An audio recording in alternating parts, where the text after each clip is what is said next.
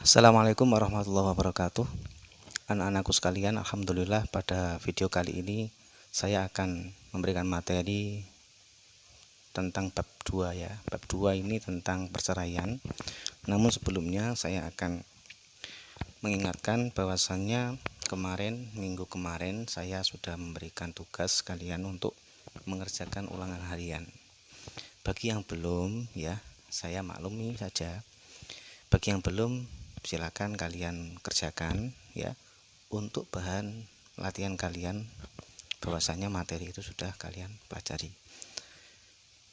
Untuk video yang sudah saya share pada minggu kemarin ya, kalian bisa putar balik ya, bisa diputar kapan saja kalau memang materi itu bisa menambah pengetahuan kalian tentang pernikahan dalam Islam. Di sini karena pelajarannya tentang Islam yaitu fikih, namun kita santai saja belajarnya sambil di rumah, jangan kemana-mana. Kalian bisa menyimak video Pak Nasrul ini dengan santai di rumah dengan kapan saja ya. Yang penting kalian jangan sampai meninggalkan pembelajaran ya. Pembelajaran itu dalam pandemi COVID sekarang itu memang sangat terbatas untuk bisa berjumpa di sekolah atau di madrasah. Tidak menutup kemungkinan kalian bisa membuka video-video ya, video-video yang bertemakan tentang pernikahan atau tentang fikih, bisa kalian cari, pasti ada yang lebih detail bagaimana pengetahuan ini bisa kalian pahami dengan mudah. Sebelumnya Pak Nasrul minta maaf ya, karena memang kalau media pembelajaran Pak Nasrul ini memakai video, selalu memakai video. Karena kalau saya tidak memakai video itu saya anggap seperti kurang efektif ya. Untuk itu bagi siswa ya yang tidak memiliki paketan data atau enggak memiliki media lah untuk membuka video, bagaimana caranya upaya kalian supaya bisa berjalan pembelajarannya. Di sini kita karena mempelajari tentang fikih, anggap saja ini adalah suatu kegiatan pembelajaran sekolah serta kegiatan mengaji ya, seperti di pesantren ya. Untuk pernikahan dalam Islam, insya Allah saya anggap kalian sudah tahu. Jika masih kurang maksimal tahunnya, bisa dibuka LKS-nya. Kemarin sudah ada beta konsep yang saya sampaikan. Masing-masing juga pasti sudah punya sudah punya LKS. Mungkin apa badan? Untuk bab 2 menerangkan tentang perceraian. Pasti kalian semuanya sudah mengetahui apa sih perceraian itu. Perceraian secara visual ya, visual itu angan-angan sampeyan itu pasti sama sudah tahu perceraian itu apa. Cara wong loro ngono asale berdua terus ngono ya, terus pisah, lah itu namanya perceraian.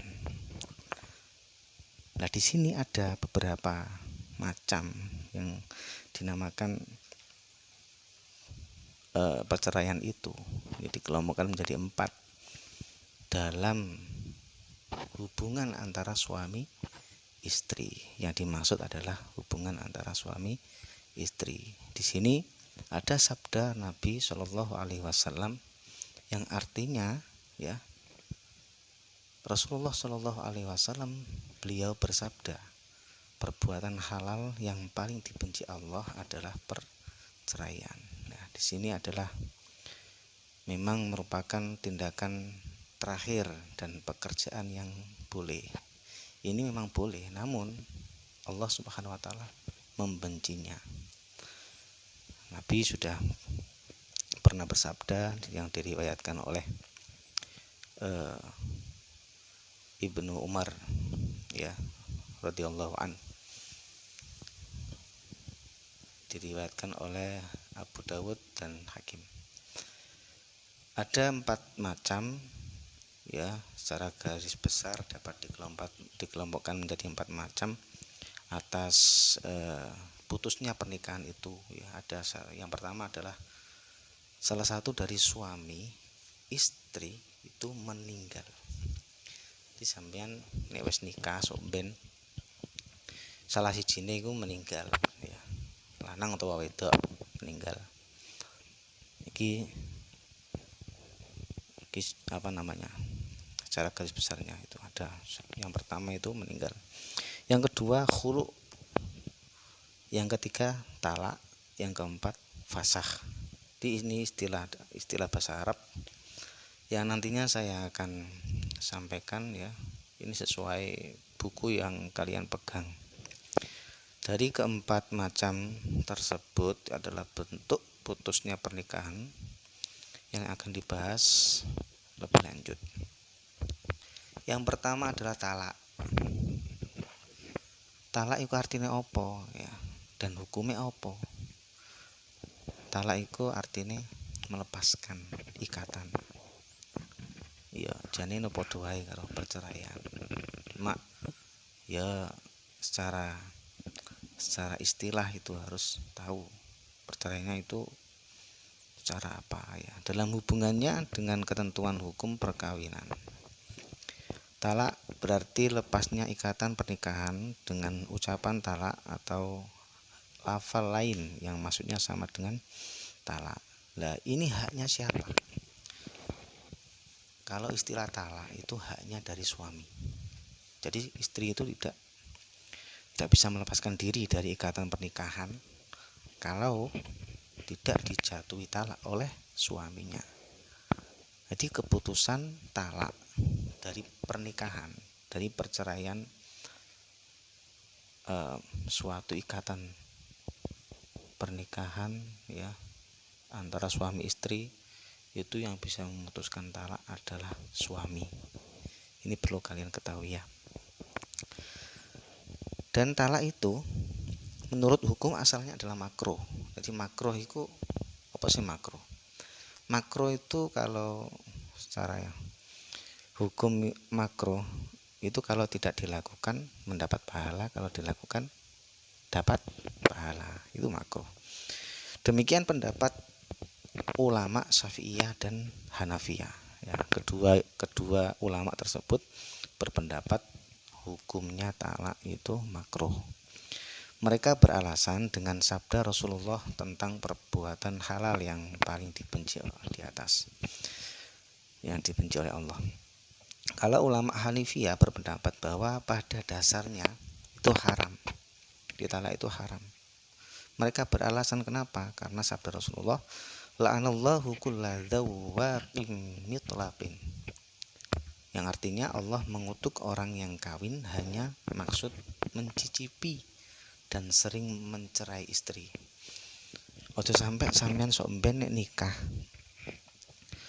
kuwi niate nyicipi. Mosok kok nikah kok ngicipi ya. Ya apa meneh? Ya ojo sampai kaya ngono. Nek didelok ning gone TV ngono kuwi. Para artis ngono kuwi mesti gampang cerai terus nikah lagi, cerai lagi, nikah lagi. Nah itu tujuan yang diharamkan. Maka itulah sabda Nabi yang Allah akan mengutuk orang yang kawin, yang maksudnya adalah hanya untuk mencicipi. Nah untuk bilamin dalik.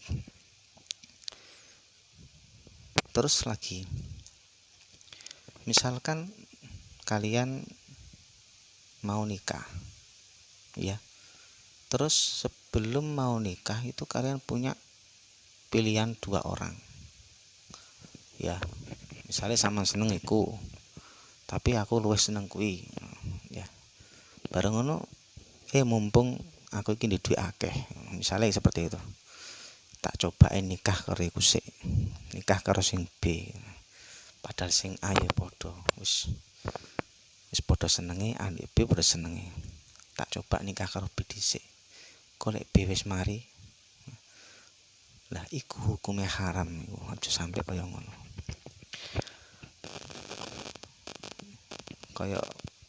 Kaya istilahnya wong nom playboy. Di samping makruh sebagai hukum asalnya, talak dapat menjadi wajib, sunat, atau haram. Nah, ini ada 3 hukum. Jadi di samping makruh itu ada wajib, ada sunat, ada haram. Karena ada alasannya ya. Ini kalian harus tahu. Iki pembelajaran fikih ini ya anggaplah seperti mengaji di pesantren gitu ya. Kalau wajib itu antara suami istri sering terjadi pertengkaran ya, dan sudah diatasi oleh orang tua ya, misalnya diatasi oleh hakim atau wasit, coro juru bagian nengai. Dari kedua belah pihak tersebut itu sudah diproses perdamaian, tapi tidak mendamaikan lagi. Wis didamaikan terus masih bertengkar, terus tidak, cara bahasane wong Jawa ngono, gak rukun. Jadi suami istri ini cekcok terus, selalu bertengkar, terus susah senengai, namun tetap kembali lagi bertengkar. Nah, itu wajib dilaksanakan talak bagi suami. Yang kedua, hukum sunat ya. Hukum sunat, jika suami tidak sanggup lagi memberi nafkah ya, atau istri tidak dapat menjaga kehormatannya. Jadi contohnya misalnya seorang suami tidak sanggup memberikan nafkah, sing wedok mungkin kurang sabar, terus nuntut sing lanang sing jare gak iso nafkahi, pegawene nek nyambut gawe oleh duit titik dipaidu. Lah niku merasa bahwasanya yang suami tidak mampu untuk menafkahi, jadi ya suami rundingan dengan yang istri, bagaimana kalau saya talak seperti itu. Itu hukumnya sunat. Atau istri tidak dapat menjaga kehormatannya, jadi istri pun juga seperti itu, harus saling menjaga ketika suami itu punya kelemahan apa. Misalkan kelemahannya suami mungkin kalau kerja kurang profesional atau bagaimana, ya harus bisa menjaga. Punya aib ya jangan sampai disebarkan, seperti itu hukumnya sunnah. Kalau yang hukumnya haram, jika talak itu diperlakukan dan justru perceraian akan membawa kerugian bagi kedua belah pihak. Jadi nek sampean wis nikah karo bojone, terus di tengah-tengah sampean bercerai, menjatuhkan talak misalnya yang laki-laki, nah itu membawa kerugian ya. Jadi pihak laki-laki rugi, aku ditalak, diajukan talak oleh istriku karena ini padahal ini itu nggak boleh. Yang kedua yaitu rukun dan syarat talak. Ada beberapa rukun dan syarat bahwasanya suami itu berhak menalak menalak kepada istrinya. Rukun talak ada 3, yaitu suami, istri, dan ucapan talak. Sebagaimana ulama ada yang menambahkan suatu rukun yaitu saksi. Ya, mungkin ditambah saksi karena akan lebih baik seperti itu. Yang pertama adalah suami yang menjatuhkan talak. Yang pertama ada 4 ada ikatan pernikahan yang sah dengan istrinya. Jadi suami punya ikatan yang sah hubungan suami istri. Kalau enggak suami istri mana mungkin bisa menolak istri, ya Allah toh. Lek umpama wong pacaran wis putus ngono ya. Kita putus ya putus. Tiga ono sing ngene perceraian. Pacaran itu apa sih? Ya boleh pacaran, tapi jangan sampai pacaran itu melebihi dari hukum-hukum Islam. 2, baligh dewasa.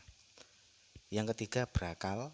Yang keempat tidak dipaksa atau keinginan sendiri. Bisa kalian buka di LKS kalian masing-masing halaman 17. Yang kedua yaitu istri. Jadi talak itu istri hanya sebagai yang ditalak, bukan yang menalak ya. Perhatikan. Engko lah sampean wis waktu punya suami, sing wedak ya. Punya suami terus sampean tak talak. Itu ndak sah. Yang sah itu yang laki-laki yang menalak istri. Perempuan yang jatuh yang dapat dijatuhi talak adalah perempuan yang berada pada salah satu keadaan. Yang pertama, mempunyai ikatan pernikahan yang sah dengan suami yang menjatuhkan talak. Yang kedua, masih dalam masa iddah talak raj'i yang dijatuhkan sebelumnya. Jadi dalam masa iddah itu ya dalam masa ikatan seperti itulah. Di masa iddah biasanya 40 hari. Yang ketiga yaitu ucapan talak.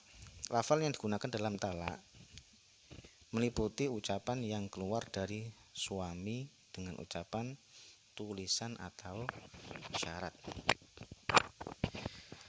Yang pertama talak dengan ucapan. Ucapan talak ada 2 macam, yaitu syarih ya. Syarih itu tegas, yaitu kata-kata yang tidak dapat diartikan, yaitu kecuali talak. Misalkan engkau sudah berpisah dengan saya dan sebagainya. Talak dengan ucapan kata-kata yang tegas seperti di atas, tidak memerlukan niat. Jadi misalnya seperti itu, engkau sudah berpisah dengan saya dan sebagainya. Itu pun sudah dianggap sebagai ucapan talak yang tegas. Yang kedua, kinayah, sindiran. Ya, sindiran. Ngomong sindiran tok ae wis diarani talak ya. Aja sampai dadi wong lanang somben sampeyan nek wis duwe bojo itu gampang ngomong terus sampeyan wis gak dadi bojoku. Iku gak oleh ngono kuwi. Dadi padha karo menalak istri sampeyan secara tegas, namun tidak tidak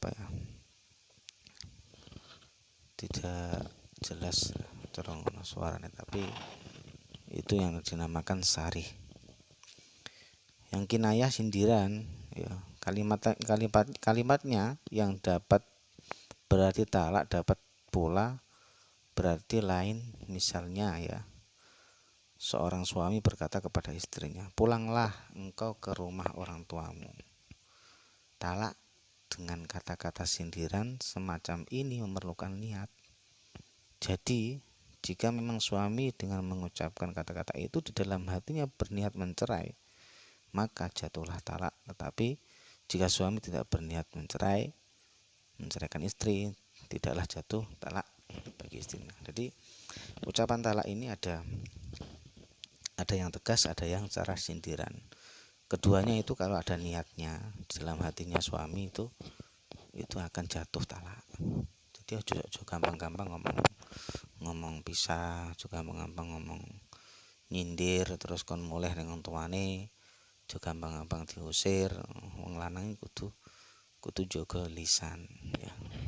Namun sebaliknya istri pun seperti itu, jangan sampai ucapan itu keluar pengen pisah atau gimana, jangan sampai seperti